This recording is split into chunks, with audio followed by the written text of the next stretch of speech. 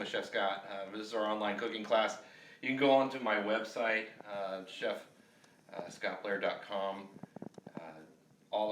We list the recipes, grocery lists, everything that we do, pictures. Also, we'll announcing grocery lists weekly and things like that. You can also follow me on Instagram, as well as we do a live feed every Sunday at twitch.tv.com. It's twitch.tv/Chef Scott is my handle there. So you can follow along there. It's kind of a cool thing if you don't want to talk and don't want to be a part of that, and you feel more comfortable with texting, it might be a great option for you. But join us. So today what we're going to be working on is we're going to be doing the barbecue jerk chicken, which is always tasty. We're doing a fried biscuit. So this is like a combination of biscuits and chicken and biscuits, and we're going to be doing with jerk chicken, biscuits, and then sauteed kale. So the first half this morning, what we're going to be working on is doing the actual marinade for the chicken, as well as doing some pre-prep for the biscuits. So if you guys want to zoom in, or you can check out the stuff that we got going on here. I divided my countertop in half.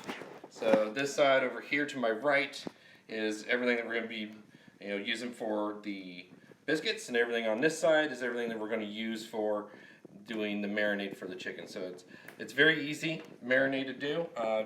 We're going to be marinated for 6 hours today, basically.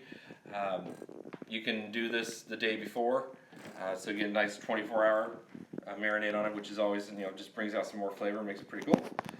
But other things that you're going to need. So let's just go through the ingredients, make sure everyone's got everything that they need to start with. So I got my mixing bowl that everything's going to go into.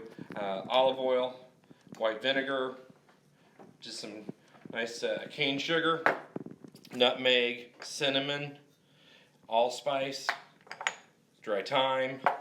Got some limes for that fresh lime juice, which is going to be nice. You can use crushed red pepper, or you can even get chilies. Fresh chilies is always really nice too. Garlic, nice Vidalian onion, and then green onion. So all this is going to be making this marinade that we're going to put whatever chicken that you have, whether it's legs, whether it's pieces, whatever you guys were able to get to, at the store. I know things are a little bit tight in this time, but this is what's going to be in the marinade. And so we're going to start it up. Pretty simple. I'm just basically going to gather all my stuff together. We're going to do some chopping up some stuff. So I'm going to start off with my garlic. So you want to mince this garlic up pretty good. Just going to peel her, get her rolling. If you got questions, there's actually a statement. Let's see what someone wrote. So my Instagram is Chef Scott Blair on Instagram, and then my Twitch is Chef Scott on Twitch.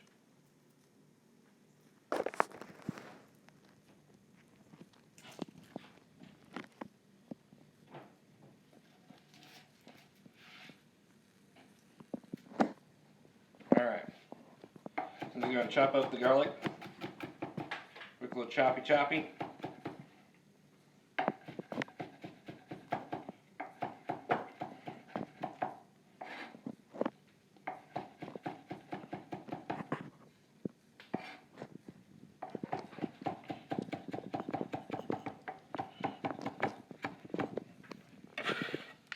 So as we chop all this, we're just basically putting it straight into the bowl. Everything's going to go straight in the bowl, which we're going to do a further process once we get the liquids in there. Start crushing some stuff up, really extract the flavors. Which I like about this recipe. It's very easy to throw it together. And you can also, and I'm giving you some basic levels as far as measurements on stuff, but you can change whatever measurements that you want to make it for your own personal flavor, which is kind of nice, which I like about it. So I'm just going to chop up some pepper.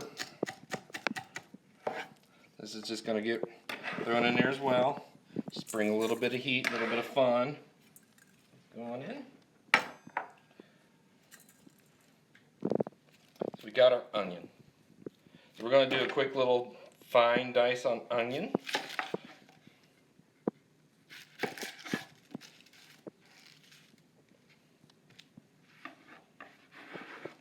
You're welcome, Mr. Lee. Where are you watching us from, Mr. Lee?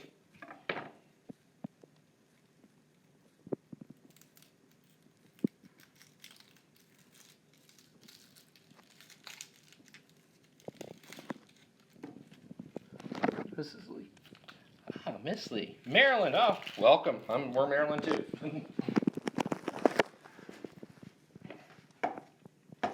All right. Got my little onion. I'm gonna go into the sides. A few slices in the side, right? We're gonna go down. Make some verticals. It's a quick way to dice an onion. Make it easy. So what I'm gonna do is make fine dice. So you can dictate by how close you want to cut it.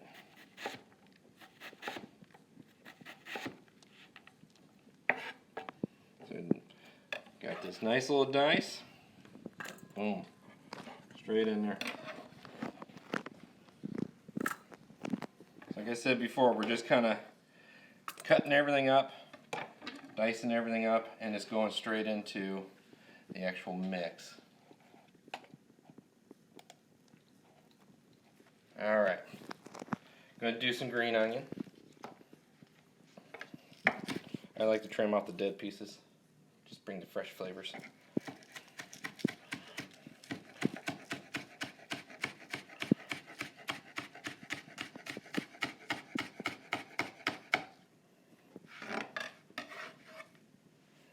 That's going in. I'll get a little bit of the white.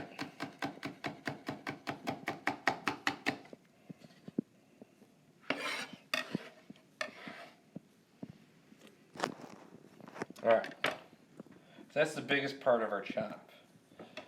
We're going to need some fruit juices in there. So when you're dealing with your limes,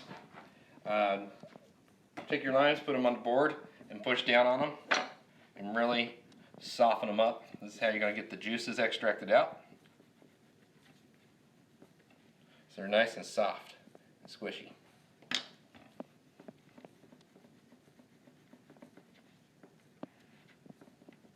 And it smells nice. So we're basically going to cut into it.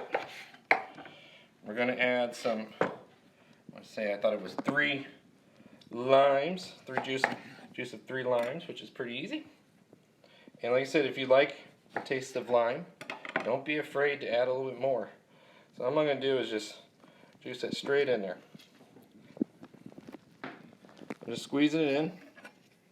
Little trick I do, I mean, somebody might have the little juicer with one, but when we work in restaurants, we never have any tools and fun stuff like that, so we deal with what we got. I actually use the back of the knife, put all that juice straight in there.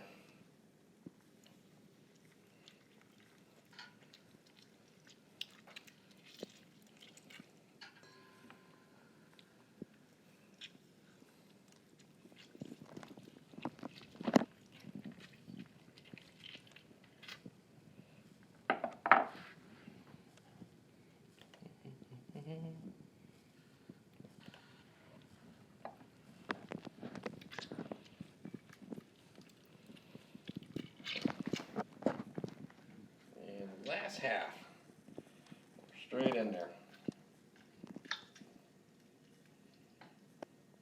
So now as you can see, there's this nice little slurry going on with the onion, the garlic, the crushed red, and the lime juice. We're still going to add some more stuff to this. We got our dry seasonings that are going to go in next, our sugar, as well as our vinegar and our oil. So that will. Let's go into actually start adding some dried thyme. Let me get some of this dry stuff out of the way. Let it start soaking up in there. So you're going to need about 2 teaspoons.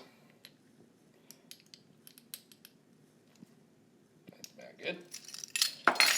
2 teaspoons of that. Got cinnamon.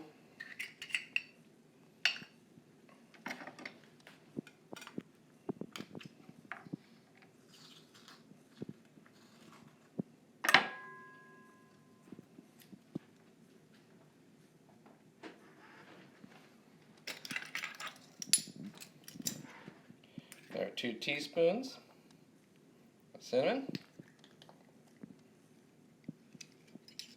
Done. Got nutmeg and allspice that's also going to go in. Both are very powerful spices, so you won't have to go too crazy with it.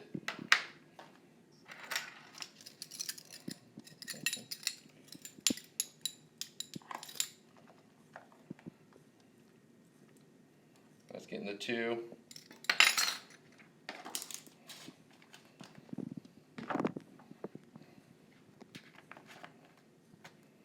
And then we got our allspice. So what we're also going to do here is once we get our final liquid in, we're going to just go ahead and start mixing some of this up, right? So let's get this little party going on in here. And the thing about when we start mixing and we get all this liquid, all this good flavors rolling here, I like doing this with a fork. So you can take the fork, you can actually start smashing, pulverizing stuff. If you have a mortar and pestle, you can do the same thing at home. So all I'm going to do is just mix it in there, start smashing some of this ingredients, the garlic, the onions, the green onions, all that stuff is getting mashed in there, right? Then we're going to do our cane sugar, our vinegar, and our oil left. So with the cane sugar, excuse me. Oops, 4 teaspoons. So, gonna add that and a little bit more. Keep my stuff nice and dry. Vinegar, gonna get about 2 teaspoons as well, or tablespoons. And then the olive oil. So basically the olive oil, the whole purpose of this is to coat it. To give it a coating and help it adhere to the chicken. Potato masher is always fun too. So I'm basically going to mortar pestle this with my masher. Get all this together. Bring this little party together as one.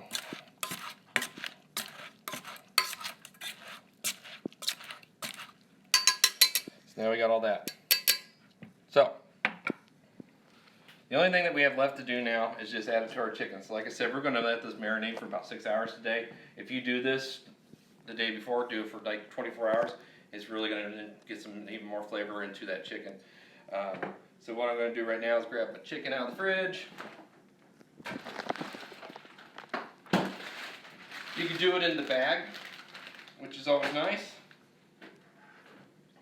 Keeps it nice and clean. You don't have to worry about, if you can also do it on a baking dish if you wish. So that's just another option that you can do. Oh, don't forget to put a little bit of salt and pepper in there too. That's always a good way to, can make sure that your flavor profiles are up. So I'm going to put all this into straight into the bag. Let that party happen.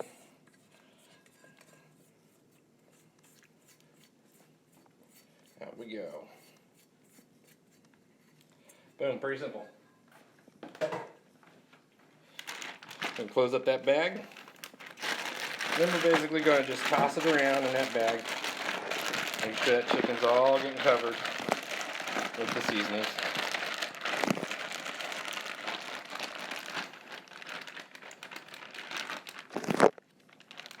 Push a little bit of air out.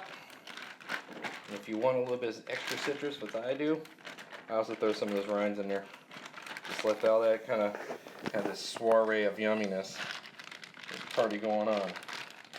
So there is our chicken. Very simple, very easy. You can do it the day before, like I said, 24 hours. Let this stuff just kind of soak and marinate and bring the fun and love. Throw it in your refrigerator, keep it nice and cold.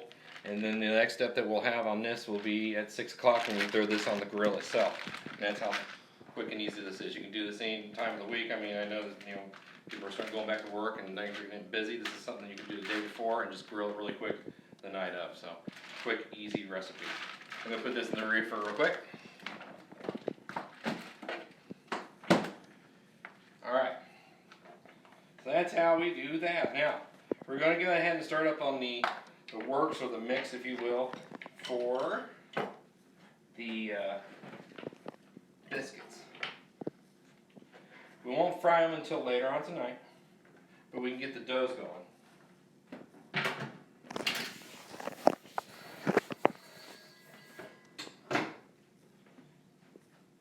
Alright, so the dough is actually very simple, easy dough to work with, very easy to create. It's using self-rising flour. So if you didn't get any, and if you haven't been able to get self-rising flour, you can actually make this at home. It's very simple to do. A lot of people don't know how easy it is. So for every cup of all-purpose flour that you use, you're going to use 1.5 teaspoons of baking powder. Very simple. And then you mix it in a pinch of salt.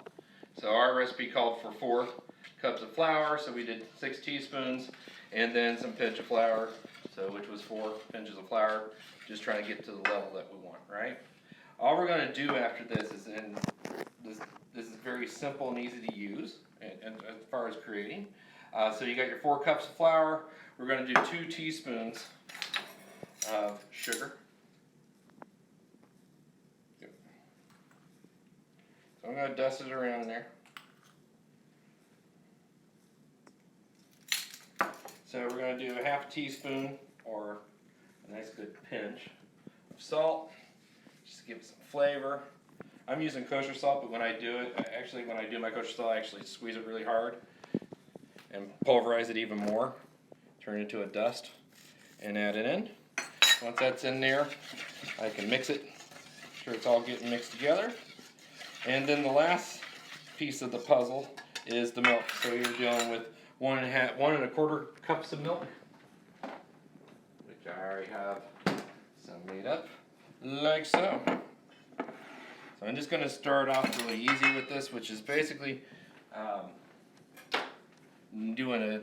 adding the liquid, kneading process, just bringing it together to where we can actually start doing it with our hands. So pre-wash my hands, make sure that if we touch any chicken, we're not going to make anybody sick, because it's all about safety in this house.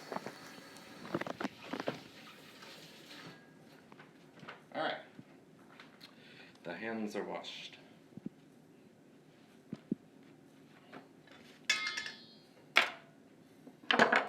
Got my wood spoon, and I'm going to start adding my milk straight in. And we're just basically going to knead it in with our spoon, bringing it to nice clumps. So you can see it's already starting to clump up, which is what we want.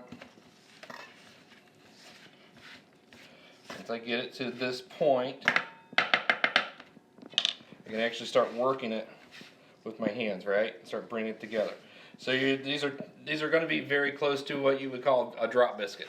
So they're going to be a little bit drier, flakier, because as you see there's flakes.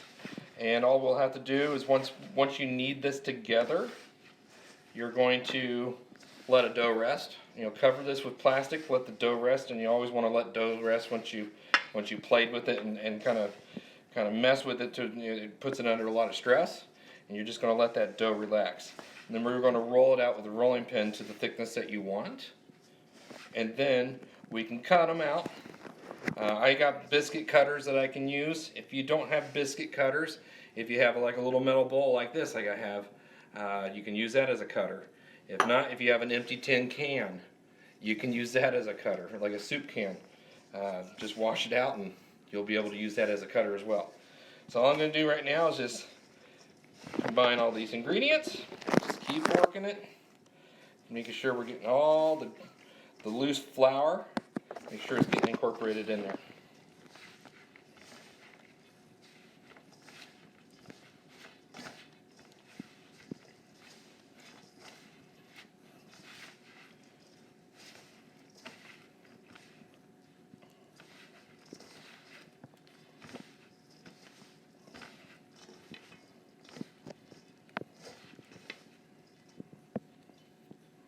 So as you see, it's starting to bind. If you notice that it's getting a little dry, don't be afraid to use a little bit of water. It's not going to hurt it. I'm just going to slowly add water, trickle it in there just in case, just to keep it nice and moist and pliable. Not a big deal. And just continue to incorporate that dough until we get our, you can see it's starting to ball even nicer.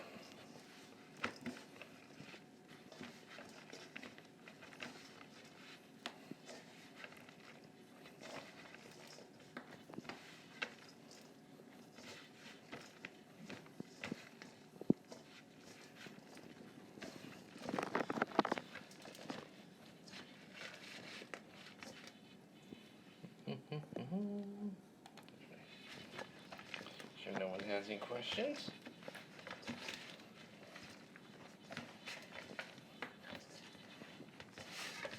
Alright, see this is starting to get nice and doughed. Now I'm going to do, like I said, so I'm going to let this rest. We can cover it with plastic and put it in my refrigerator and let it rest until we're ready to start making biscuits out of it. I would let it rest at least another, at least 20 minutes. Do about a 20-minute rest for it. Once you roll it out, then you'll start cutting into the actual biscuits itself. And you can actually put them on a sheet pan. Dust the sheet pan with a little bit of flour and put little biscuits on there for later on. And all you have to do is just put it inside your refrigerator, or you can put them on a plate for later on when you're ready to start actually making the biscuits, as far as frying them. Which we'll do that later on tonight because they're just better when they're cooked. So right now that's where we're at. If anybody's got any questions, comments. Cool. Well, I'm going to be here all day, just kind of making sure everything's working. Yes? Chef Scott, I really enjoyed how you were telling different shortcuts. Yeah, there's a million of them, because here's the funny thing. When you're a chef, we don't have a lot of stuff in the restaurant as far as what the home person has. Very rare you find a lid in a restaurant, so we use a lot of like saute pan or a frying pan on top of a pot in order to cover it. There's so many little tricks and things that we use just because we don't have it in the restaurants. Small things like that tend not to last because they either get thrown away or they get stolen. So we find easier ways to deal with stuff and make our lives a little bit easier. And there's no reason for you to carry a ton of equipment everywhere you go. I was always brought up as far as working in kitchens where you should be able to do everything with your chef knife. So whether it's using the back of the handle for a juicer, or fluting mushrooms, or tornaying a carrot, whatever. The knife is everything. It's the multi-purpose tool. So we learn all the shortcuts very quickly. And so thanks. I agree with you 100% on that. When I was actually, I guess, a chef, I had the same situation. Yeah. So you know my life. Yes. And I commend you. I wish I could be still a chef, but I had an accident, so I can't be anymore. Oh, that's a bummer. Well, hopefully you are feeling better or getting better. Like one day, at least you're cooking at home, right? That's the big thing. Having some fun cooking at home, enjoying yourself. That's the big part. Friends and family love it. You know what? That's what we do. We started off with just doing family, and we joined friends, and next thing you know, we have more people following us on Twitch and on this, and so we just started off small, and now we're just having fun with it, and it's just something that you can do with your family. We always recommend bring your family on and cook with them. We like that. There's a lady that's usually on here every week. Unfortunately, she couldn't meet here this weekend, but her and her son always cook together on this, and it's pretty fun. We have a good time. That is really cool. My daughter's down here, so she's actually listening also. Awesome. Well, welcome to the program. We do this every Sunday, so we got to figure out what we're doing next weekend. But we do this every Sunday. So anytime you want to drop on by and join the party, we'll make sure that welcome, have fun. It's all about that. Or now, I'm just gonna. Okay. Yeah, go ahead. So you see, you also do it on Instagram, also live. We don't do live on Instagram. We just do a lot of pictures and stuff like that, as far as things that we follow, updates and things like that. Twitch is the TV that we do live. So it feeds live and has a place where you can actually put in, comments and stuff like that, which is pretty cool. And this is just the two platforms that we're using now. I mean, we're always looking at bettering it and making it different. And until then, this is where we party at.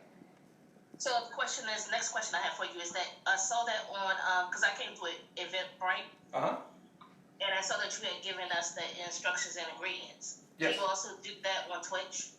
No, Twitch is more like a announcement, lets you know that hey, we're going live at whatever day it is, and there's a countdown on there.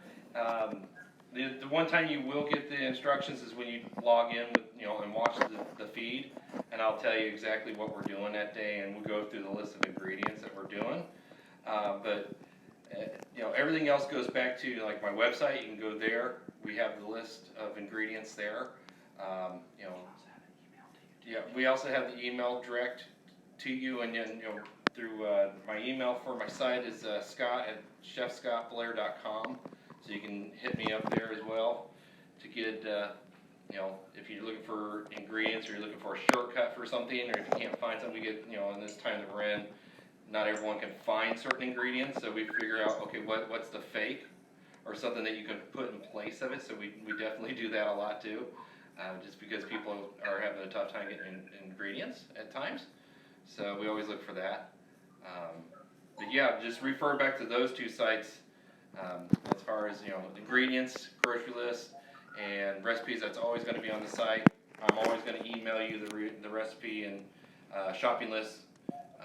Wednesday is the day that we usually do it on hump day. Make sure everyone's got that going into the weekend. And then, then if you join on Twitch, you're going to see it live, and take notes. That if you're watching it on Twitch, just go back to my website, and that will actually have all the list of everything that you need to do.